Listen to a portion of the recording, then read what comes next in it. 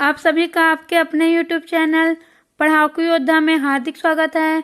Friends, जैसा कि मैं आप सभी को अपने लास्ट वीडियो में क्या बताई थी, भोसले शासन का अंत कैसे हुआ, मीन्स छत्तीसगढ़ में जो मराठा शासन स्थापित किया गया था उसका अंत किस प्रकार से हुआ, इसके बारे में बताई थी। ठीक है, अब फ्रेंड्स मैं आप सभी को अपने इस वीडियो में क्या बताने वाली हूँ, ये जो मराठा शासन था छत्तीसगढ़ में, इसकी व्यवस्था किस प्रकार से थी और इसके अंतर्गत जो प्रमुख अधिकारी हुए हैं, मीन्स जो भोसला शासन है इसके अंतर्गत जो भी प्रमुख अधिकारी हुए हैं उनके बारे में बताने वाली हूँ।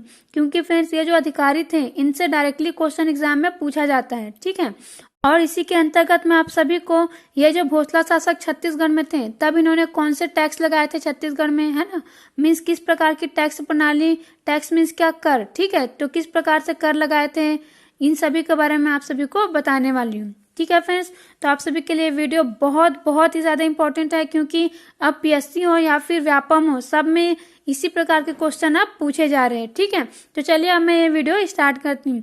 तो देखिए फ्रेंड्स, मैं आप सभी को जब छत्तीसगढ़ का आधुनिक इतिहास बताना स्टार्ट करी तो उसी समय बताई थी कि जो छत्तीसगढ़ राज्य है यहाँ पर मराठों से पहले किनका शासन था, कलचुरियों की। ठीक है, मीन्स जो कलचुरी शासक थे उनका शासन था। तो जैसे ही मराठा शासक जो है छत्तीसगढ़ में आए, कब आए थे, 1741 में। मीन्स 1741 में अप्रत्यक्ष रूप से ये जो मराठा शासक हैं इन्होंने यहाँ पर शासन स्टार्ट कर दिया था। क्योंकि जब 1741 ईस्वी में इन्होंने जो कलचुरी शासक है रघुनाथ सिंह, इनको पराजित किया था, तो रघुनाथ सिंह जी को ही अपना प्रतिनिधि नियुक्त करके ये वापस चले गए थे। ठीक है, मिस उस समय 1741 ईस्वी में अपना प्रत्यक्ष शासन स्टार्ट नहीं किया था। और प्रत्यक्ष शासन कब से स्टार्ट हुआ, बिम्बाजी भोसले के द्वारा 1758 से स्टार्ट हुआ। ठीक है, कब से हुआ, 1758 से स्टार्ट हुआ। इतना मैं आप सभी को अच्छे से बता चुकी हूँ। तो देखिए फ्रेंड्स, जब 1758 में बिम्बाजी भोसले ने छत्तीसगढ़ में क्या किया, अपना प्रत्यक्ष शासन स्थापित किया, तो उन्होंने एकदम ज्यादा परिवर्तन नहीं किया था। मीन्स जो कलचुरी शासक थे इससे पहले उन्होंने जो भी व्यवस्था की थी छत्तीसगढ़ में, उस व्यवस्था को वैसे ही रहने दिया। ठीक है, उन्होंने ज्यादा कुछ भी परिवर्तन नहीं किया था। लेकिन जब बिम्बाजी भोसले जो है ना, उनके बाद वेंकोजी भोसले छत्तीसगढ़ में शासन करने के लिए आए। जब बिम्बाजी भोसले की मृत्यु के बाद वेंकोजी भोसले को छत्तीसगढ़ का शासक नियुक्त किया गया, तब उन्होंने क्या किया, छत्तीसगढ़ में प्रत्यक्ष शासन ना करके इन्होंने छत्तीसगढ़ को एक सूबा माना। ठीक है, नागपुर रियासत के अंतर्गत, और यहाँ पर सूबेदारों की नियुक्ति की। मीन्स अपने प्रतिनिधि के रूप में सूबेदारों को छत्तीसगढ़ में शासन करने के लिए भेजा। तो जो वेंकोजी भोसले हैं इनके टाइम पर ही बहुत सारे प्रशासनिक और राजनीतिक परिवर्तन हुए हैं मराठा शासन काल में। ठीक है, जिनके बारे में हमें पढ़ना है। तो ये जो सूबेदार है, उसके बाद बहुत सारे और अधिकारी आएंगे जिनके बारे में हमें पढ़ना है। इससे पहले मैं आप सभी को एक दो बातें और बता रही हूँ जो आप सभी के लिए जानना आवश्यक है। तो देखिए फ्रेंड, जो भोसला शासक थे उनका शासन था 1741 से 1854। तो सबसे पहले तो मैं आप सभी को बता देती हूँ कि ये जो मराठा शासक हैं इन्होंने प्रशासनिक दृष्टिकोण के आधार पर छत्तीसगढ़ को दो भागों में डिवाइड किया था। मीन्स छत्तीसगढ़ में जितना भी एरिया पड़ता था उस समय उसको दो भागों में डिवाइड किया था। पहला क्षेत्र था खालसा क्षेत्र और दूसरा क्षेत्र था जमींदारी क्षेत्र। अब खालसा क्षेत्र क्या था, खालसा क्षेत्र एक तरीके से बोल सकते हैं सरकारी क्षेत्र। ठीक है, क्या, सरकारी क्षेत्र। मीन्स उस समय का वो गवर्नमेंट एरिया था, क्योंकि उस समय की गवर्नमेंट कौन थे, जो मराठा शासक थे वही तो थे। ठीक है, तो खालसा क्षेत्र मीन्स क्या, ऐसे क्षेत्र होते थे जो मराठा शासकों के प्रत्यक्ष नियंत्रण में थे। ठीक है, क्या थे, मराठा शासकों के प्रत्यक्ष नियंत्रण में थे।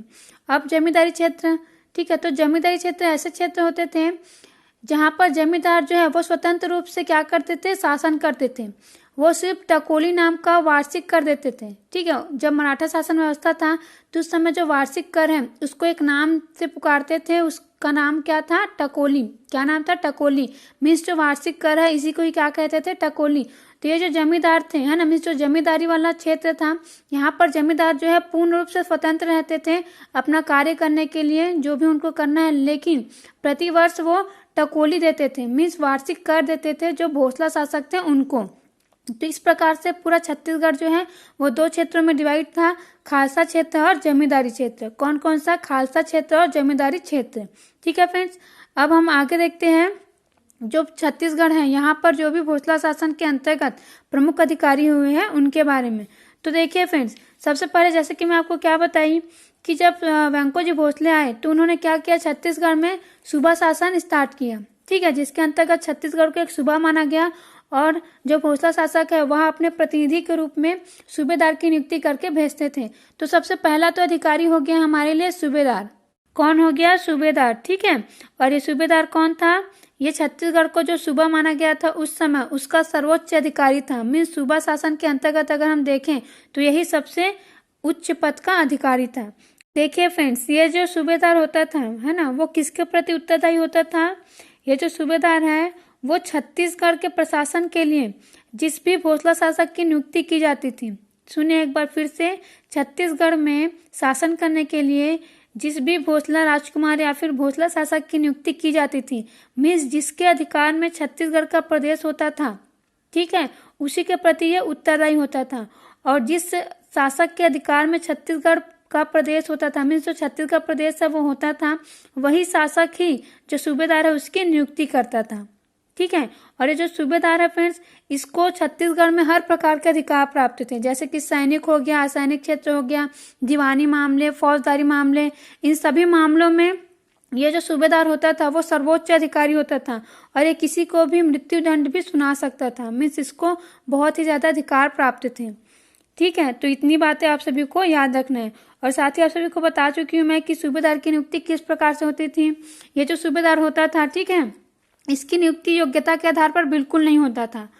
यहाँ पर जो भोसला शासक है वो सिर्फ ये देखते थे कि कौन सा व्यक्ति जो है हमें ज्यादा से ज्यादा धन छत्तीसगढ़ से लाकर देगा और उसी की ही नियुक्ति की जाती थी। जो कहता था कि मैं सबसे ज्यादा टैक्स ला करके दूंगा करके, मीन्स छत्तीसगढ़ से ज्यादा पैसे लाकर आपको दूंगा करके बोलते थे, जो भी भोसला शासक है उसको फिर उसी को ही छत्तीसगढ़ का सूबेदार नियुक्त कर दिया जाता था। ठीक है, तो इस प्रकार सूबेदार की नियुक्ति में किसी प्रकार की योग्यता को नहीं देखा जाता था। तो आप सभी को समझ में आ गया होगा सूबेदार, है ना, सूबेदार की नियुक्ति कौन करता था। अगर ये पूछा जाता है तो जो भी भोसला शासक है ना, जिसके अधीन छत्तीसगढ़ राज्य है या फिर जिसको छत्तीसगढ़ में शासन करने के लिए नियुक्त किया गया है वही करता था। ठीक है, तो आप सभी को थोड़ा सा शब्दों को समझ करके चलना है, क्योंकि जो ऑप्शन होते हैं वो सेम दे दिया रहता है कभी कभी। जैसा कि आपको क्वेश्चन दे देगा कि सूबेदार से संबंधित निम्न में से कौन सा कथन सत्य है। ठीक है, और जैसे कि ऑप्शन में देगा कि इसकी नियुक्ति भोसला शासक के द्वारा की जाती थी। ठीक है, तो आपने पहला ऑप्शन पढ़ा और तुरंत ही क्या कर दिया, टिक कर दिया। अब देखिए सेकंड में क्या दिया हुआ है कि इसकी नियुक्ति, किसकी, सूबेदार की जो नियुक्ति है वो उस भोसला शासक के द्वारा की जाती थी, है ना, जिसके अधीन छत्तीसगढ़ होता था या फिर जो छत्तीसगढ़ का शासक होता था। तो आंसर कौन सा सही होगा? जो सेकंड वाला है वही सही होगा। ठीक है, तो इस प्रकार आप सभी को जो शब्द है उसको ध्यान से पढ़ना है, समझना है, उसके बाद ही आंसर पर टिक करना है। और ये क्वेश्चन मैं आपको कहाँ से बता रही हूँ, अगर आपने मेरा क्वेश्चन सीरीज वाला वीडियो देखा होगा छत्तीसगढ़ का, तो उसमें मैंने ऐसा ही क्वेश्चन करवाई हूँ आप सभी को, है ना, जिसमें आप सभी को बहुत प्रकार के क्वेश्चन मिलेंगे जो कि फंसाने वाले होते हैं। अगर हम पूरा ऑप्शन नहीं पढ़ते हैं तो हमारा क्वेश्चन का आंसर गलत हो सकता है। ठीक है, तो मैं जो भी बता रही हूँ उसको ध्यान से सुनिए और अच्छे से समझते जाइए।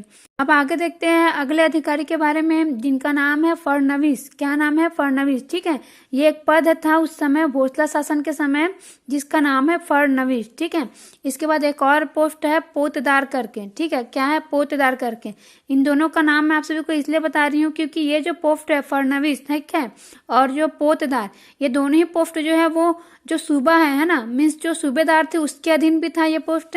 और इसके बाद जो परगने में डिवाइड था, देखिए पूरा छत्तीसगढ़ जो था उस समय उसको सूबा बोलते थे और उसके अंतर्गत 1790 में क्या किया गया, पूरे छत्तीसगढ़ को परगनों में डिवाइड किया गया था।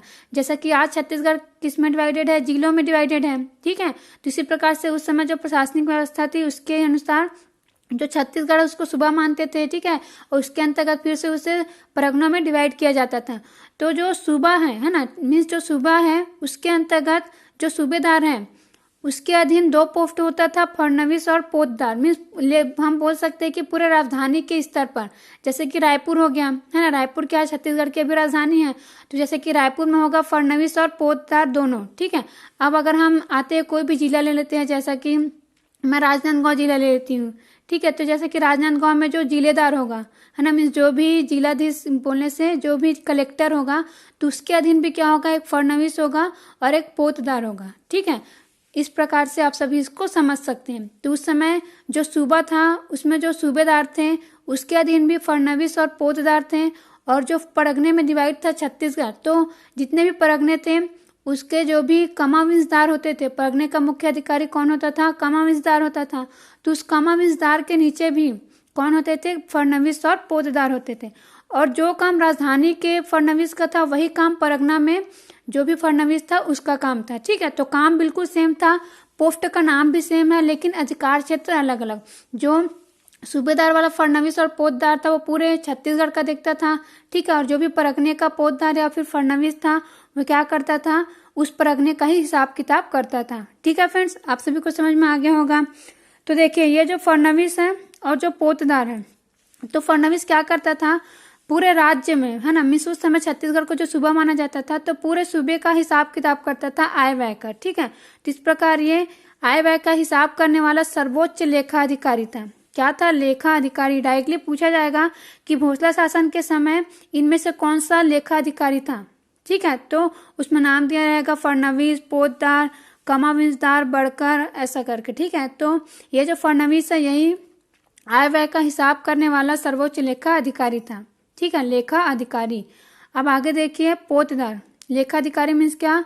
Accountant officer. ठीक है, अब देखिए आगे पोतदार। अब पोतदार देखते हैं, इसको क्या बोलते थे? खजांची। क्या बोलते थे? खजांची।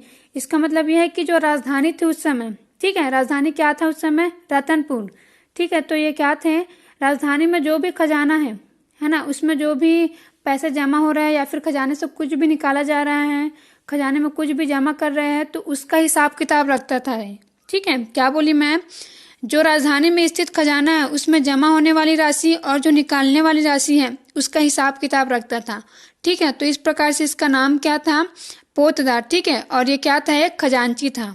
ठीक है, क्या था? खजांची, जो कि खजाने का हिसाब किताब रखता था। अब आगे कमाविंसदार।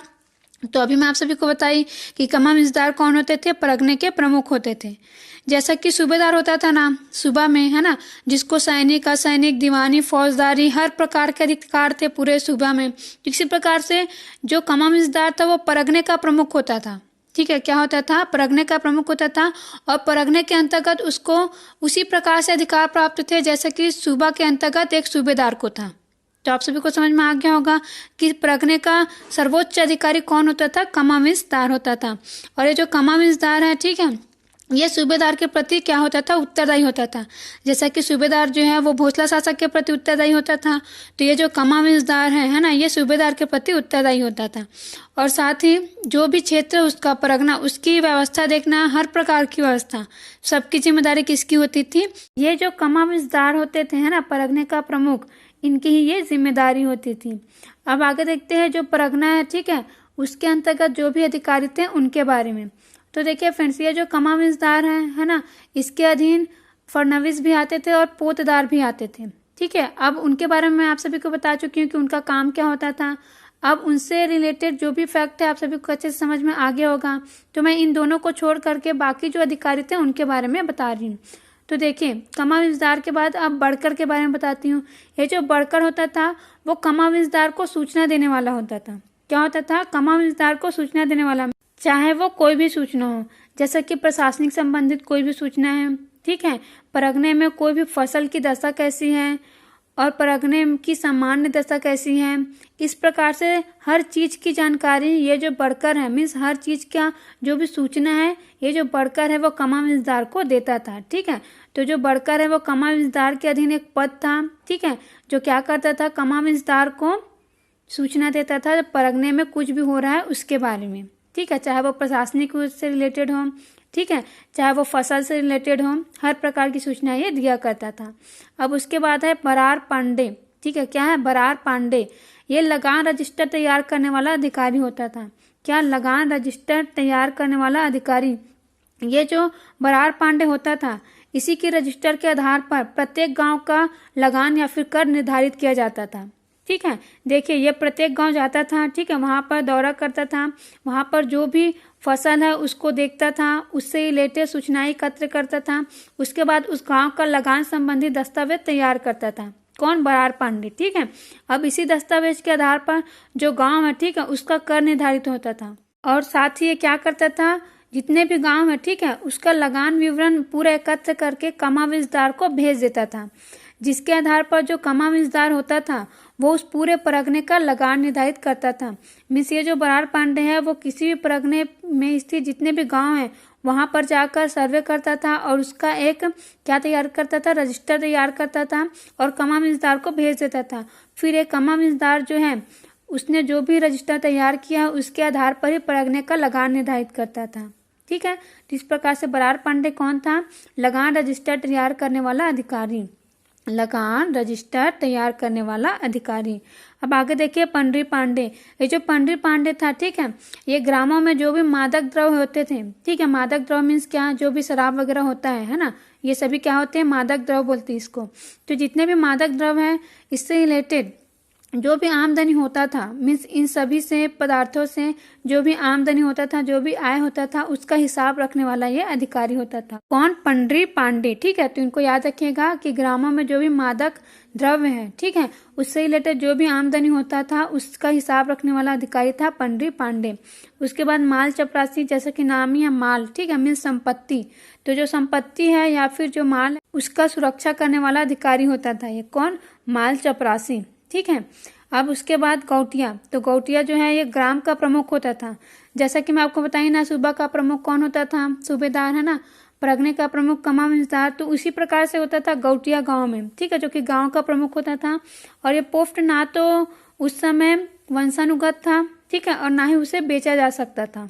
ठीक है फ्रेंड्स, और सबसे बड़ी बात यह है कि ये जो गौटिया होता था वो जो गाँव के जितने भी लोग हैं, है ना, उनकी रक्षा करता था जो भी केंद्रीय शक्ति है उससे, और गांव के लोगों की बात को जो केंद्रीय शक्ति है उस तक पहुंचाता था। मीन्स जो भी परगने का अधिकारी है, जैसे कि कमाविजदार, अगर वो संपर्क करेगा तो गांव के गौटिया से संपर्क करते थे। तो जो गौटिया है वही गांव में जो भी असुविधा है, जो भी परेशानी है गांव के लोगों को, उसके बारे में बताता था ये कौन? गौटिया। ठीक है, तो इस प्रकार से गौटिया जो थे एक प्रकार से संरक्षण करता थे गाँव के लोगों के। आप सभी ने जैसे कि जमींदार के बारे में अगर कभी पढ़ा होगा तो जैसे कि हमारे छत्तीसगढ़ का सबसे पहला जो शहीद है वो कौन थे? वीर नारायण सिंह। ठीक है, वो बहुत ही भले व्यक्ति थे और वो भी जमींदार थे। कौन थे? जमींदार थे। जो वीर नारायण सिंह जी थे वो सोना खान के। ठीक है, तो जिस प्रकार जमींदारी क्षेत्र में जमींदार होता है तो इसी प्रकार से जो गाँव वाला क्षेत्र है ना, वहाँ पर गौटिया होता था।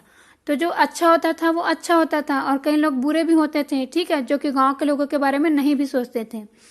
तो जमींदार भी कुछ अच्छे होते थे, कुछ बुरे होते थे, और जो गौटिया लोग भी होते थे वो कुछ अच्छे होते थे, कुछ बुरे होते थे। ठीक है, लेकिन ये जो गौटिया है उन्हें क्या माना जाता था? गांव का रक्षक ही माना जाता था। मीन्स ऐसा माना जाता था कि जो भी केंद्रीय शक्ति है उससे रक्षा करने वाला है।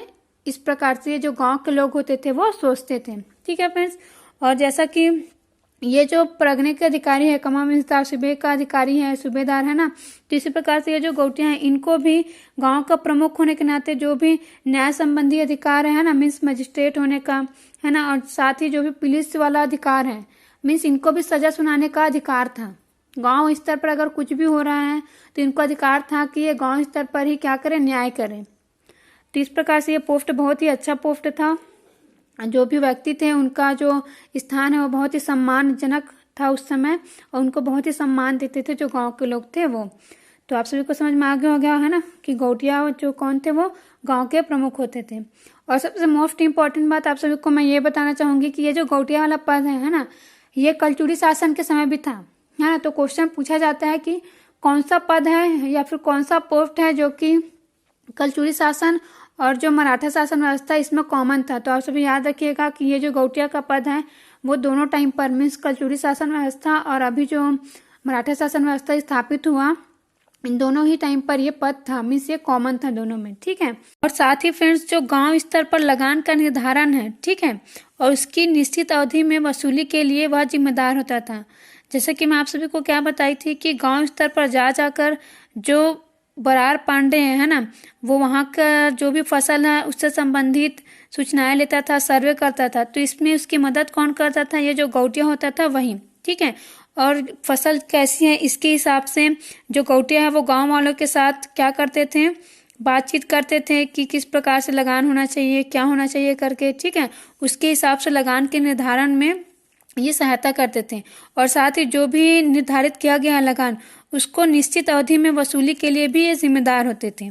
तो इतनी बातें फ्रेंड्स आप सभी को याद रखना है जो गौटिया पद था उससे रिलेटेड, ठीक है। क्योंकि आप सभी को कुछ भी पूछ सकता है एग्जाम में, आपको पूछ देगा कि जो मराठा कालीन व्यवस्था थी उसमें जो गौटिया का पद था उससे संबंधित इनमें से कौन सा कथन सत्य नहीं है या फिर कौन सा कथन सत्य है, ठीक है। इसलिए मैं आप सभी को इतनी सारी बातें डिटेल से बता रही हूँ। तो आप सभी मैं जितना भी बातें बताई हूँ उसको अच्छे से याद रखिएगा। अब आगे देखते हैं फ्रेंड्स, एक पोस्ट है पटेल करके, ठीक है। क्या, कौन सा पद? पटेल। तो ये जो पटेल होता था फ्रेंड्स है ना, ये भी गांव स्तर का ही अधिकारी होता था और ये राजस्व प्रशासन से संबंधित अधिकारी होता था। राजस्व प्रशासन मीन्स क्या? भूमि कर का जो निर्धारण किया जाता था है ना, जो भी वसूली होता था गांव स्तर पर, उसमें ये सहयोग देता था जो सरकार है उसको, ठीक है। क्या करता था? गांव स्तर पर जो भी भूमि कर का निर्धारण होता था, वसूली किया जाता था, उसमें सहयोग देने वाला ये अधिकारी होता था। आप सभी ये जो पोस्ट है पटेल, ठीक है, इसको याद रखिएगा। उनका क्या कार्य था इसको भी याद रखिएगा। साथ ही मैं आप सभी को ये भी बता देती हूँ कि ये जो पटेल था है ना, मीन्स ये जो पोस्ट है पटेल, ये मराठा कालीन व्यवस्था में ही उसी समय ही इसका जन्म हुआ था। मीन्स जो मराठा शासक थे उन्होंने ही इस पद का सृजन किया है, इसलिए आप सभी इसको अच्छे से याद रखिएगा। अब आगे देखिए कोतवाल, ठीक है। ये जो कोतवाल होते थे वो कौन होते थे? गांव के पहरेदार होते थे। कौन होते थे? गांव के पहरेदार, मीन्स गांव की सुरक्षा करने वाले। ये रात में क्या करते थे? गांव में पहरा देते थे। अगर चोरी होने वाली है ना, मीन्स कोई भी चोरी है, डकैती है, इन सभी चीजों से जनता की रक्षा करते थे।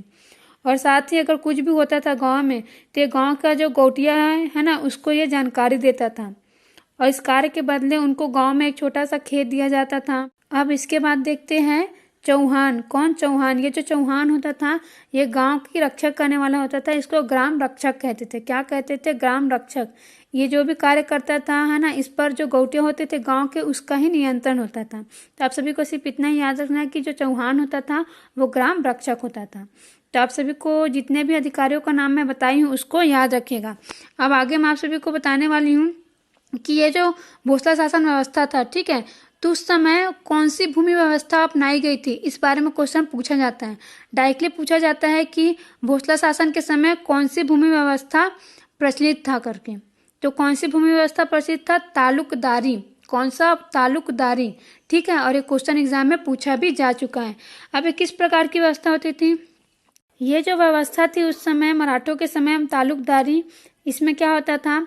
इसमें किसी भी क्षेत्र विशेष की जो जमीन होती थी या फिर भूमि, उसको एक पट्टे पर एक निश्चित समय के लिए दे दिया जाता था किसी भी व्यक्ति को ठेके पर, ठीक है। अब जितने समय के लिए दिया गया है उतने समय तक उस व्यक्ति को वहां पर हर प्रकार से छूट दी जाती थी कि वो कोई भी कार्य कर सकता है। मीन्स कोई भी कार्य करने का मतलब ये है कि कोई भी जो अनाज है उसको उत्पादन कर सकता है। अब जैसे ही अवधि समाप्त होता था तो या तो ये ठेका जो है वो समाप्त कर दिया जाता था या फिर इसका नवीनीकरण कर दिया जाता था। नवीनीकरण कर देने का मतलब है कि फिर से उसी व्यक्ति को ही दे दिया जाता था, ठीक है, कुछ शर्तों पर, ठीक है। क्योंकि ठेके में दिया जा रहा है, इसका सिंपल सा अर्थ ये है कि कोई भी व्यक्ति जिसको ये दिया जा रहा है जमीन, वो क्या करता था? कुछ उचित मूल्य देता था उस जमीन का, तभी उसको दिया जाता था, ठीक है। तो इस प्रकार से किसी भी व्यक्ति को अगर ठेके पर दिया गया है कुछ समय के लिए, तो उस अवधि के समाप्त होते ही, अवधि मीन्स क्या? उस टाइम के समाप्त होते ही या तो उस व्यक्ति से जमीन छीन लिया जाता था या फिर से उसका नवीनीकरण कर दिया जाता था। अगर व्यक्ति मान जाए जो भी निश्चित राशि उस पर चुकाना है उस पर, है ना। मीन्स अगर व्यक्ति जो है सहमति दे देता है कि हाँ मैं इतनी राशि दे दूंगा इस जमीन के बदले करके, तो उसका नवीनीकरण कर दिया जाता था, ठीक है फ्रेंड्स। और इसी के साथ ही आप सबको ये याद रखना है कि मराठों ने अपने शासनकाल में 2 तालुकदार बनाए थे, तरेंगा और लोरमी, और इसका नाम भी पूछा जा चुका है, ठीक है। और जो तालुकदार बनाए थे इसमें जो भी ठेके की राशि मिलती थी उसको किस में जमा करते थे? जो खजाना होता था उसमें ये जमा करते थे। और सभी याद रखिएगा कि मराठा शासनकाल में तरेंगा और लोरमी नाम के 2 तालुकदार बनाए गए थे, ठीक है फ्रेंड्स। और जो व्यवस्था है भूमि व्यवस्था है ना, वो कौन सी व्यवस्था थी उसका नाम याद रखना है, तालुकदारी। अब आगे देखते हैं फ्रेंड्स, जो मराठा शासन व्यवस्था है इसके अंतर्गत कुछ कर लगाते थे इन लोग, जिसके बारे में आप सभी को पता होना चाहिए। तो सबसे पहला कर है टकोली। क्या है? टकोली, ठीक है। ये जो टकोली है ये क्या होता था? वार्षिक कर होता था। क्या होता था? वार्षिक कर। इसके बाद है सायर। क्या है? सायर। सायर क्या होता था? आयात निर्यात कर होता था। कौन सा कर? आयात निर्यात कर। अब उसके बाद है कलाली। तो कलाली क्या होता था? आबकारी कर। आबकारी कर मीन्स मादक द्रव्य पर जो कर लगता है। मादक द्रव्य मीन्स जो भी शराब वगैरह है उस पर जो भी कर लगता है उसको ही क्या कहते हैं? आबकारी कर कहते हैं। ठीक है, तो उसका नाम क्या था? कलाली। उसके बाद है पंडरी। क्या है? पंडरी। ठीक है, तो ये पंडरी क्या होता था? गैर किसी कार्य कर, है ना, मीन्स जो भी कृषक है, ठीक है, जो भी कृषक है उनको छोड़कर, क्या, जो भी कृषक हैं उनको छोड़कर जो व्यक्ति है जो अदर कार्य करते हैं, मीन्स कृषक वाला कार्य ना करके कुछ अलग कार्य करते हैं, उनसे लिया जाने वाला कर होता था पंडरी। क्या होता था? पंडरी। ठीक है, अब उसके बाद है कौन सा कर? सेवई कर। कौन सा कर? सेवई कर। तो ये जो सेवई कर है वो अपराध प्रकृति रोकने हेतु जुर्माना लगाया जाता था। क्या? अपराध प्रकृति रोकने हेतु जुर्माना लगाया जाता था। जैसा कि अगर कोई व्यक्ति कुछ गलत कार्य कर रहा है तो उसके बदले उसको कुछ पैसा जो है उसमें जमा करना पड़ता था। ठीक है, इसी को ही क्या कहते थे? सेवई करते थे। जैसे कि अभी भी होता है कि अगर कोई व्यक्ति ने कुछ गलत कार्य किया, पुलिस ने उसको पकड़ लिया तो कुछ जमानत राशि दी जाती है ना, तो इसी प्रकार से उस समय होता था सेवई कर। क्या होता था? सेवई कर। ठीक है, अब उसके बाद जमींदारी कर करके भी है एक। तो ये जो जमींदारी कर है वो आयात किए हुए अनाज पर लगाया गया कर होता था। क्या होता था? आयात किए हुए अनाज पर लगाया गया कर। और ये किस प्रकार से लगाया जाता था? प्रति गाड़ी। क्या? प्रति गाड़ी के पीछे 3 पायली। प्रति गाड़ी के पीछे 3 पायली। ठीक है, तो आप सभी इसको याद रखिएगा। और वैसे क्वेश्चन पूछा गया है कि पायली क्या है करके, मीन्स पायली का संबंध किससे है? तो जो पायली है इसका संबंध है नापतौल से। किससे है? नापतौल से। ठीक है, आप सभी इसको याद रखिएगा। अब मैं आप सभी को एक लास्ट बात और बता रही हूँ कि जो मराठा शासन व्यवस्था है ना, इसमें जमीन मापन का यूनिट होता था। ठीक है, यूनिट मीन्स इकाई होता था। जैसा कि हम लोग कोई भी वस्तु खरीद रहे हैं, ठीक है, जैसे कि अगर मैं शक्कर लेने जाती हूँ तो मैं बोलूँगी 1 किलो शक्कर दो। ठीक है, तो किलो क्या है? किलो जो है उसका इकाई है या फिर यूनिट है। ठीक है, किसका है? किलो जो है इकाई है या फिर यूनिट है। और किसका यूनिट है? वजन का। ठीक है, किसका है? मास का, जो द्रव्यमान है उसका। तो इसी प्रकार से जो जमीन है उसको मापने के लिए इकाई यूज करते थे उस समय हल। ठीक है, मीन्स हल के आधार पर जो भी कर है वो लिया जाता था। और हल में क्या होता था? 2 से 2.5 एकड़ होता था। कितना होता था एक हल में? 2 से 2.5 एकड़। ठीक है फ्रेंड्स, तो इतनी बातें आप सभी को याद रखना है। तो आप सभी को मेरा ये वीडियो कैसा लगा कमेंट करके ज़रूर बताइए। और कोई भी डाउट हो तो बेशक आप सभी मुझे कमेंट कर सकते हैं। ठीक है फ्रेंड्स, और लाइक भी कर दीजिएगा। Thank you friends.